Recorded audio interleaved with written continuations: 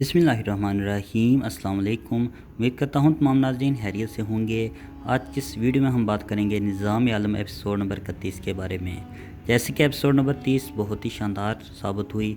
आज के हमारे मौज़ूआत कुछ यूँ होंगे: सुल्तान मलक शाह तुरान शाह को क्या सज़ा देंगे, शर्मज़ार पर हमला किसने किया और हसन सब्बा का क्या होने जा रहा है। एपिसोड नंबर 30 जो कि बहुत ही शानदार साबित हुई और लास्ट पर आपने देखा शर्मज़ार पर हमला होता है, हसन सबा मलक तिकश कैदी बन जाते हैं।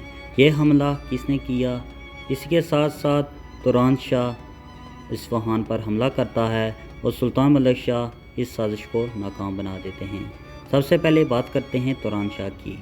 जैसे कि तुरान शाह ने सुल्तान के महल पर हमला किया, जबकि सुल्तान मलक शाह ने इस हमले को नाकाम बना दिया, क्योंकि सुल्तान मलक शाह को मालूम हो गया था तुरान शाह ऐसी कोई हरकत ज़रूर करेगा जिसकी वजह से वो तख्त संभालने की पूरी कोशिश करेगा।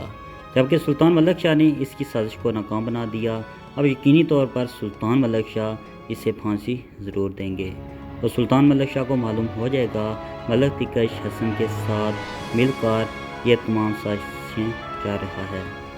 इसके साथ साथ बात करते हैं शर्मज़ार पर हमला किसने किया। मेरे अंदाजे के मुताबिक बरकिया रो की एंट्री होने जा रही है, क्योंकि हालात इस तरह के हैं।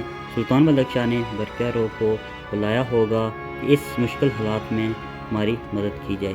तारीख़ के मुताबिक भी जब ऐसी सिचुएशन हुई थी तो बरकिया रो ने सुल्तान मलक शाह की बहुत ज़्यादा मदद की थी। आपके अंदाज़े में शर्मज़ार पर हमला कौन कर सकता है? आप भी अपनी राय का इज़हार ज़रूर कर सकते हैं। अगर आपको वीडियो अच्छी लगे तो इसे लाइक ज़रूर कीजिएगा। मिलते हैं नेक्स्ट किसी वीडियो में, तब तक के लिए अल्लाह हाफिज़।